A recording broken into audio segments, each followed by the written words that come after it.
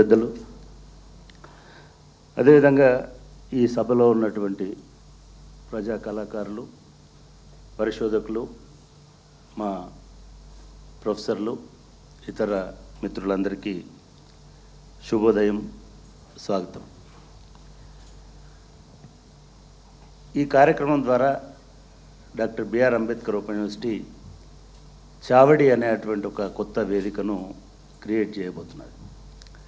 నిజానికి పేరు కొత్తది, కానీ మేము గత 3-4 సంవత్సరాలుగా ఓపెన్ సోషల్ ఫోరం అనేటువంటి పేరుతో మా సోషియాలజీ, సోషల్ సైన్సెస్ ఫ్యాకల్టీస్ నుంచి అనేక ఇటువంటి కార్యక్రమాలని చేస్తూ వస్తున్నాం. అంటే మా ఉద్దేశం ఏమిటి అంటే, విశ్వవిద్యాలయాలు అంటే ఒక క్యాంపస్లో వాళ్ళలో వాళ్ళు మాట్లాడుకొని కేవలం అకాడమిక్కే పరిమితం కాకూడదు. ప్రజలతో కూడా సంభాషణ జరపడానికి ఒక వేదిక కావాలి. ప్రజల ఆలోచనలు విన్నప్పుడే అకాడమిక్ స్థాయిలో కూడా కొంత గొప్ప మార్పులు రావడానికి, లేదా ప్రజలకు అనుగుణమైనటువంటి ఆలోచన రావడానికి అవకాశం ఉంటుంది. అట్లాగే విశ్వవిద్యాలయాలు కేవలం వారి దగ్గర ఎన్రోల్ చేసుకున్నటువంటి విద్యార్థులకే కాదు, మొత్తం సమాజానికి కూడా అనుసంధానం చేసుకొని ఆలోచనలు పంచుకోవాలి అనేటువంటి లక్ష్యం కూడా మాకు ఉంది. అందులో భాగంగానే మేము సోషల్ ఫోరంని ఏర్పాటు చేసి ఒక ఏడాది పాటు ఒక 15 రకాల సామాజిక, సాంస్కృతిక అంశాల మీద మేము చర్చను పెట్టడం జరిగింది. అందులో భాగంగా మొదట యక్షి సంస్థ తరఫున అపర్ణ గారు మమ్మల్ని సంప్రదించినప్పుడు, అపర్ణ తోట ప్రముఖ రచయిత్రి, కవి, సామాజిక పరిశోధకురాలు. వారు యక్షి ద్వారా ఒక ఫెలోషిప్ పొంది ఉన్నారు. వారు వచ్చి తన ఫెలోషిప్ గురించి, తను చేపట్టబోయే కార్యక్రమాల గురించి నాకు చెప్పారు. అట్లా చెప్పినప్పుడు కేవలం ఒక వెన్యూని హైర్ చేసినట్టుగానో లేదా వెన్యూని షేర్ చేసినట్టుగానో ఉండకూడదు. మీ ఆలోచనల్ని షేర్ చేసుకోవడానికి మేము సిద్ధంగా ఉన్నాం.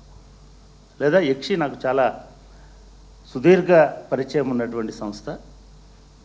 మధు కానీ, సాగరి కానీ దాదాపు ఒక 30 సంవత్సరాల నుంచి వాళ్ళు అనేక అంశాల మీద, ముఖ్యంగా సామాజిక సృజనాత్మక రంగాలలో విశేషమైనటువంటి కృషి చేస్తున్నారు.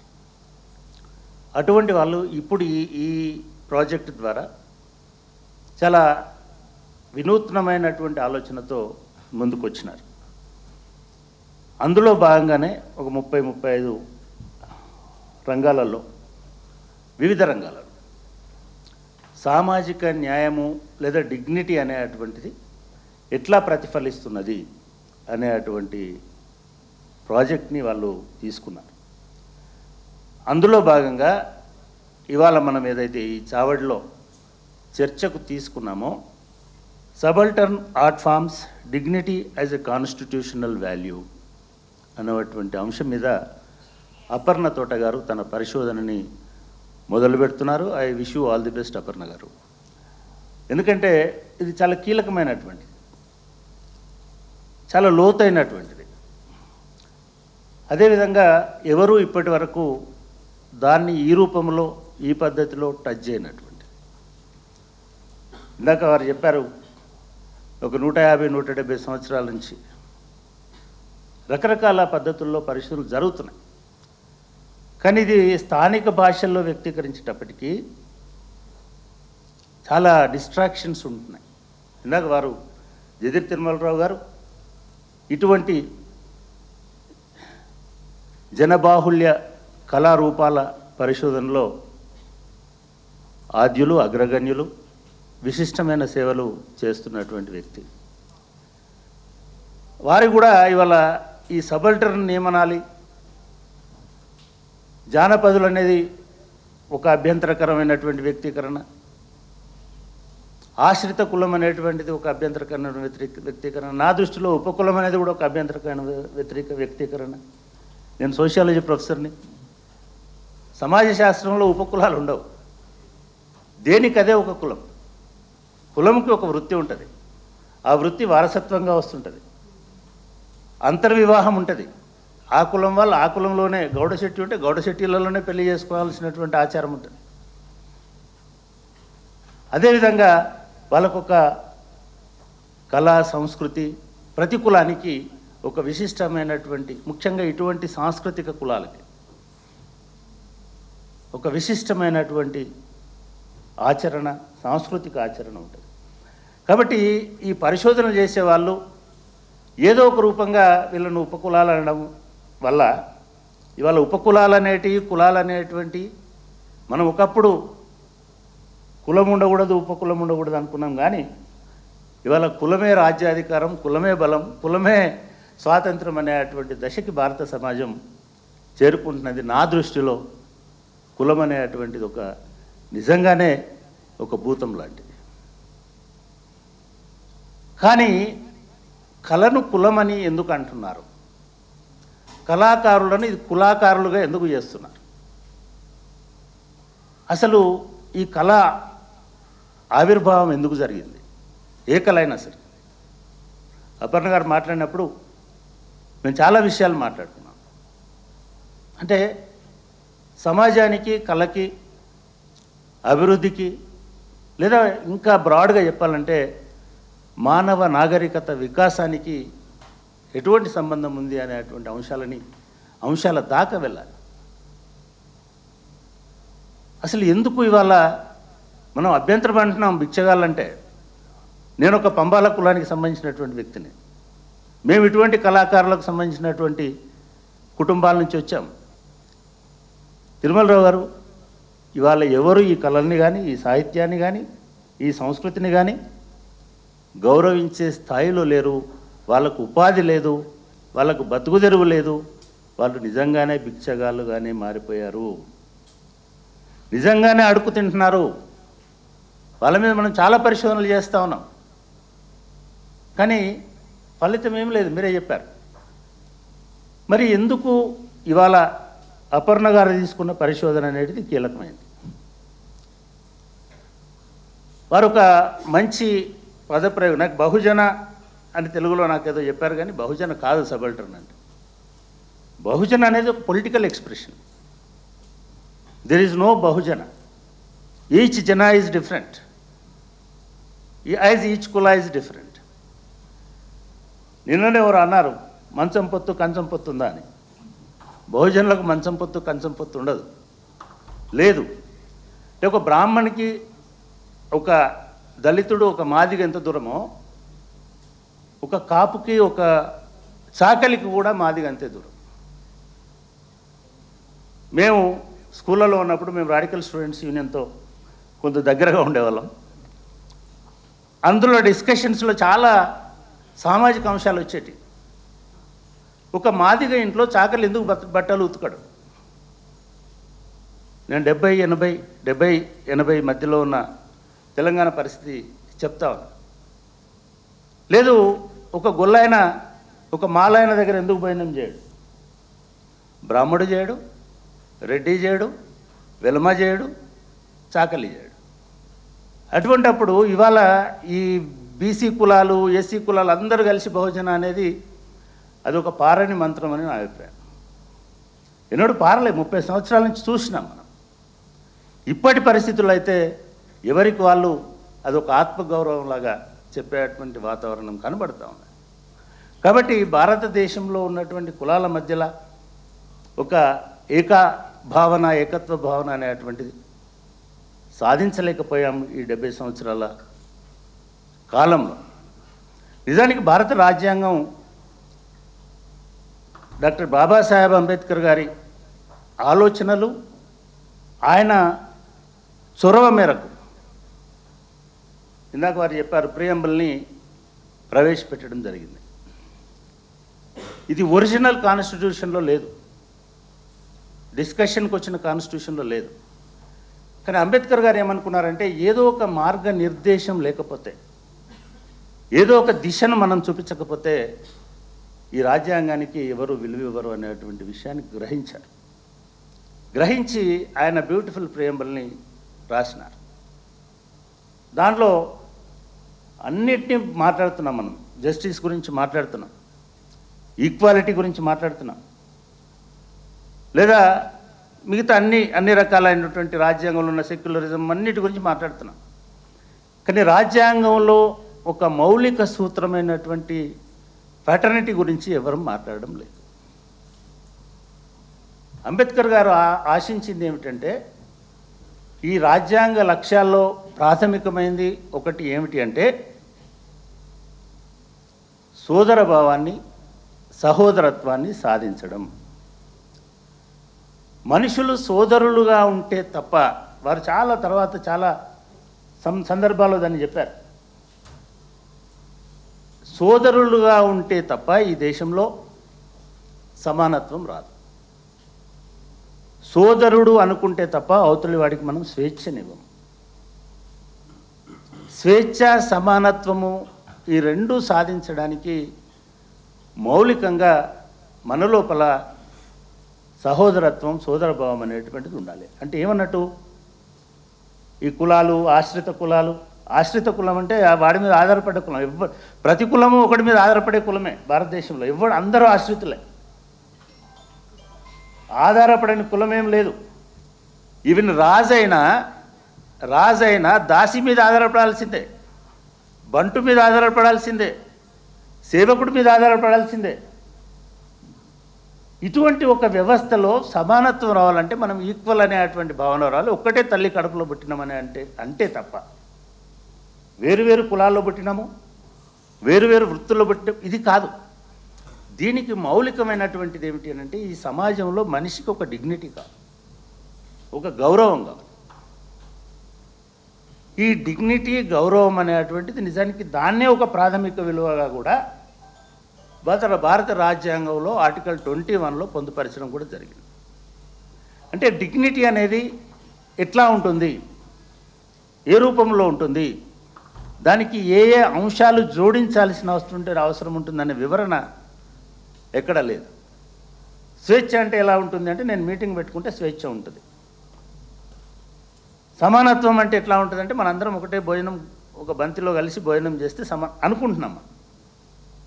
మరి డిగ్నిటీ అంటే ఎట్లా ఉంటుంది? Dignity is my feeling and experience of my position. నన్ను నువ్వు సమానంగా చూస్తున్నావని కాదు, అరే నేను ఈక్వల్గానే చూస్తున్నాను నువ్వు అనడం వల్ల ఉపయోగం లేదు. నువ్వు నన్ను ఈక్వల్గా చూస్తున్నావని నేను ఫీల్ అవ్వాలి. ఎవరైనా సరే ఫీల్ అవ్వాలి. సో నేను అంటే ఎవరు? నేను అంటే ఒక వైస్ ఛాన్సలర్ కాదు, ఒక పేరు కాదు. నేను అంటే నా ఐడెంటిటీ, నా ఉనికి, నా ఐడెంటిటీని నువ్వు గౌరవిస్తున్నావనే భావన నాకు కలగాలి. అది ఇక్కడ కూర్చున్నటువంటి ఏ కళాకారుడికి కలగడం లేదు. వీళ్ళందరూ ప్రజా కళాకారులు. ప్రజా ఉద్యమాలు వచ్చినాక పాటలు పాడేటోళ్ళు మాత్రమే ప్రజా కళాకారులు కాదు, జనబాహుల్య కళాకారులు, జానపదులు. నాకు నష్టమేం లేదు. జనపదాల్ని నడిపించినటువంటి కళాకారులు వాళ్ళందరూ. మీరు ఒక్కసారి వెనక్కి చూడండి. అంటే నేను ఇటువంటి కళాకారులు ఇన్ మోడర్న్ హిందూయిజంలో వీళ్ళు ఏమవుతున్నారనే దాని మీద నా పిహెచ్డి. ఆధునిక హైందవ సంస్కృతి అనేటువంటిది వీళ్ళ కళలను తినేసింది. వాళ్ళ కళలంటే ఎంటర్టైన్మెంట్ అనుకుంటున్నాం. వాళ్ళ తాంబూరా చూస్తున్నాం మనం. ఆ తాంబూరా వెనుక ఉన్న తాత్వికత ఈ దేశ మూలవాసుల సంస్కృతి అనేది నేను చాలా గట్టిగా నమ్ముతున్నటువంటి వ్యక్తి. అంటే వాళ్ళు ఏ రంగు వేశారు, ఏ వాయిద్యం వాయించారు తో పాటుగా వాళ్ళ తత్వబోధ ఏం చెప్తున్నది.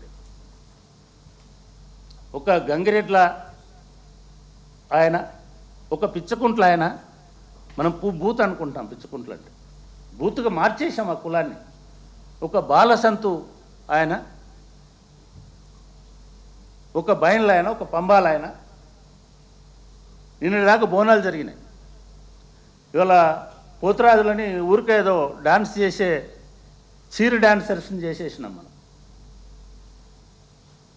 కానీ వాళ్ళని కూర్చోబెట్టి మాట్లాడినప్పుడు ఈ సృష్టి మూలం నుంచి వచ్చినటువంటి కళాకారులు, వాయిద్యకారులు, సాంస్కృతికకారులు, చరిత్రకారులు ఎవరు అంటే ఈ ఎదురుగా కూర్చున్నటువంటి వారు.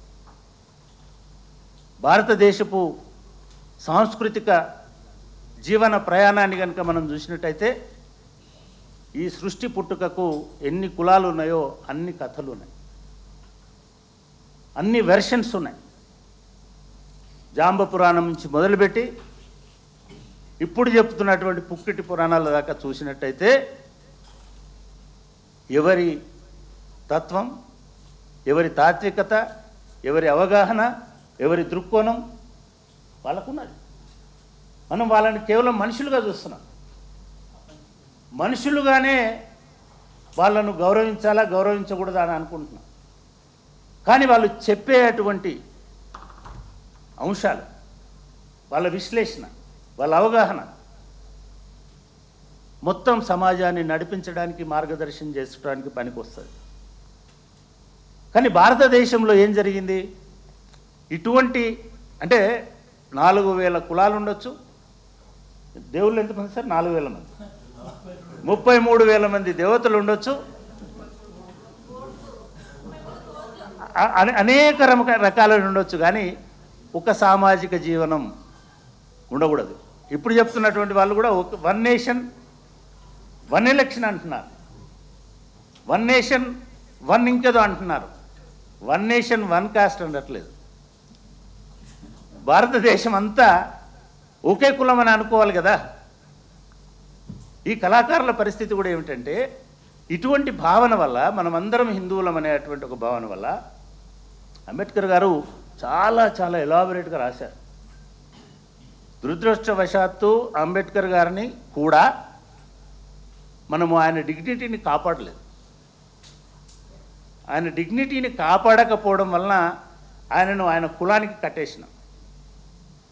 ఆయన కులానికి కట్టేసి అంబేద్కర్ అంటే రిజర్వేషన్లు, అంబేద్కర్ అంటే కులము అని అనుకున్నాం.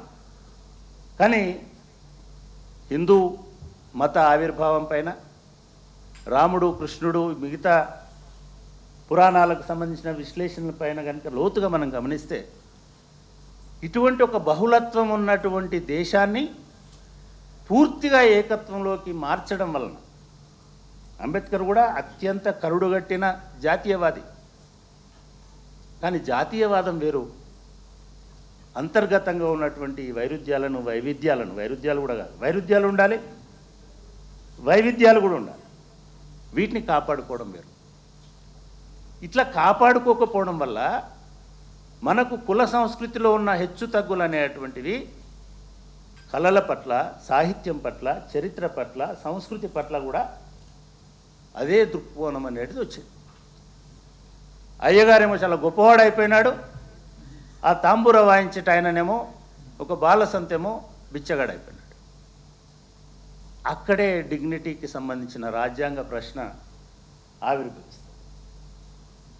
మనుషులందరూ సమానమే అని అంటున్నాం, సంస్కృతులన్నీ సమానమే అని ఎందుకు అనలేకపోతున్నాం? నిజంగా కూడా ఇది నిజంగా నేను వారికి చెప్పాను, నా జీవిత లక్ష్యాలలో ఇటువంటి సాంస్కృతిక చరిత్రలు, సాంస్కృతిక వ్యక్తీకరణలు తీసుకొని ఈ భారతదేశ చరిత్రను పునర్నిర్మించాల్సినటువంటి అవసరం ఉంది. ఎందుకంటే చాలామందికి ఇప్పుడు జనరేషన్కు తెలియదు కానీ బాలసంతుల అనేటువంటి కులం ఉంటుంది. సూర్యుడు రాకముందే మళ్ళీ ఊరు నుంచి బయటకు వెళ్ళిపోతాడు. ఏగిల్ వారంగానే అనేవాళ్ళు వెనుకట.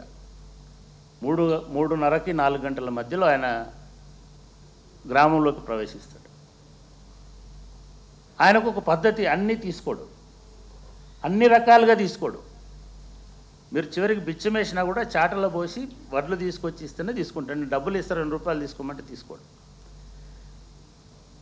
ఆయన పాడుకుంటూ గంట కొట్టుకుంటూ తిరుగుతాడు. ఏమీ ఇది చేయడు. పొద్దున్న దాదాపు ఒక 2 గంటల పాటు 5 గంటల వరకు 5:30 వరకు అన్ని ఇళ్ళను కవర్ చేసుకొని వెళ్ళిపోతాడు. ఆయనకి దళితుడిల్లా, మాదిగిల్లా, మాల ఇల్లా, రెడ్డి ఇల్లా దీంతో సంబంధం లేదు.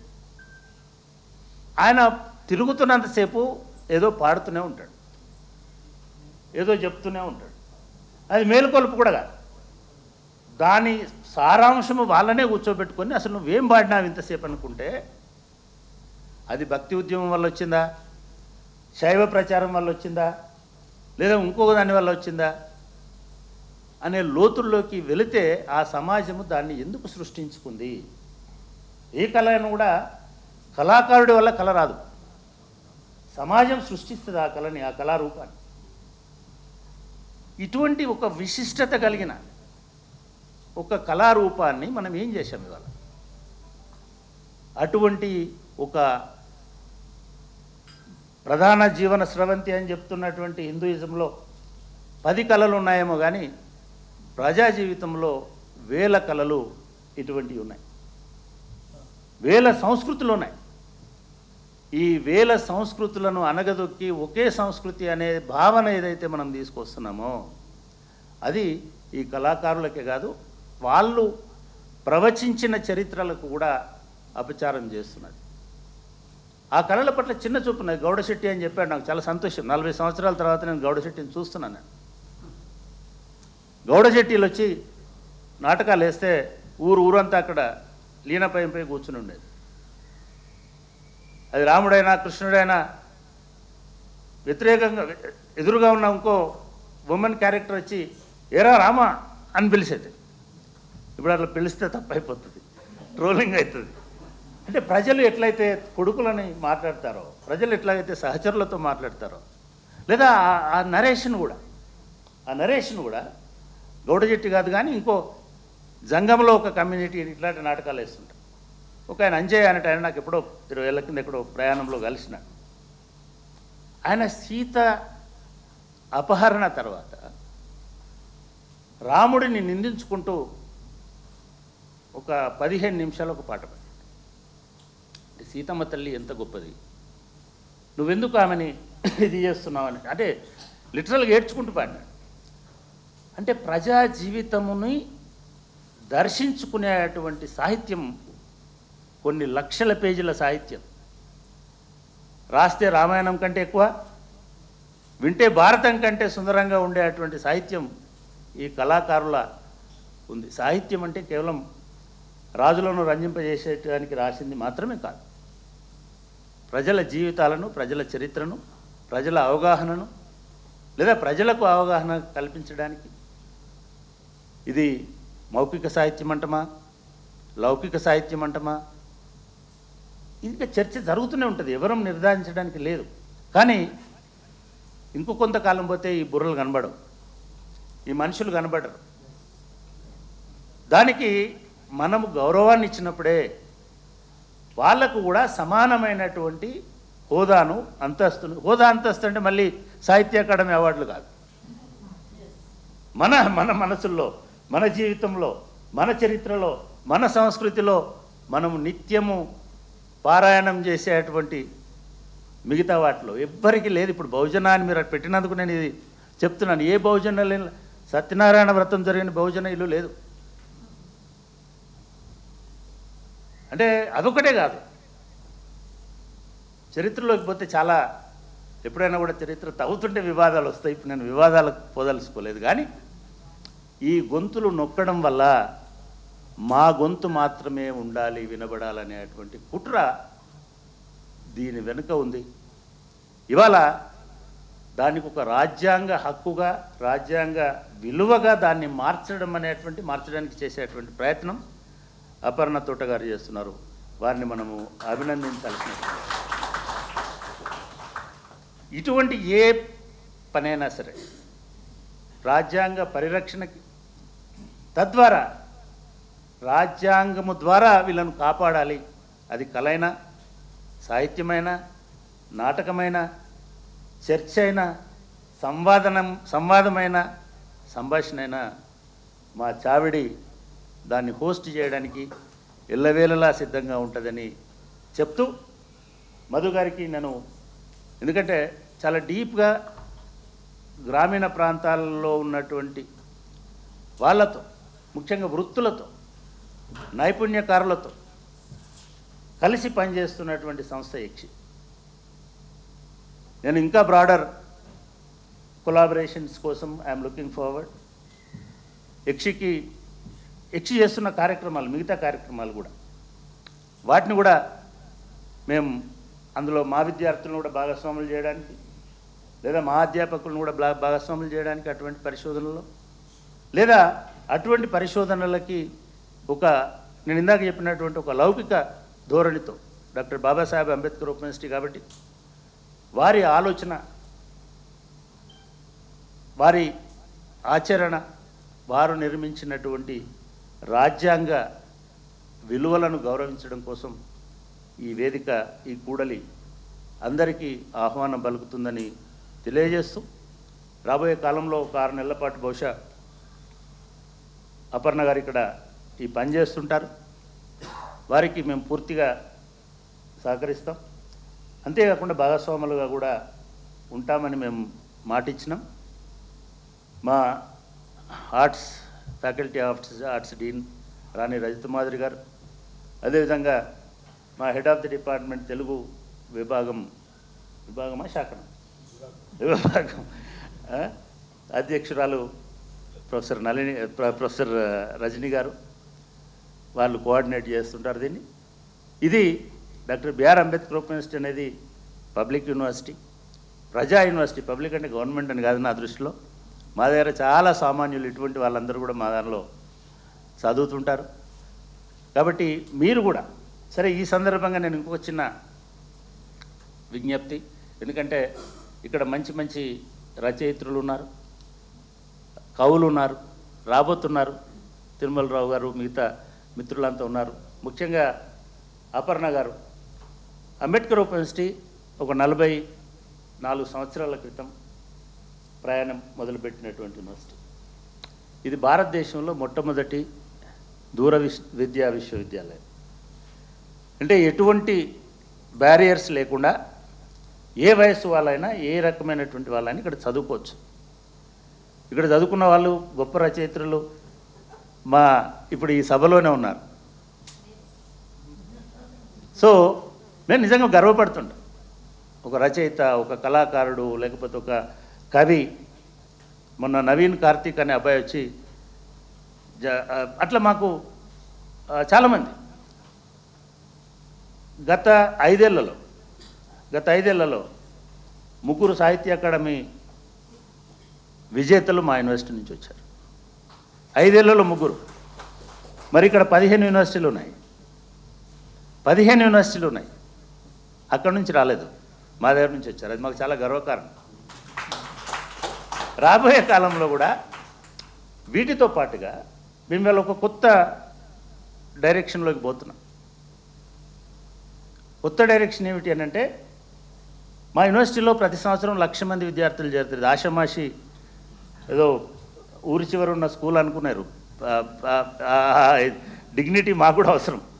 సో ఇది ఒక 1,00,000 మందిని చేర్చుకునే విశ్వవిద్యాలయాలు తెలంగాణలో బహుశా 1-2 కంటే ఎక్కువ లేవు.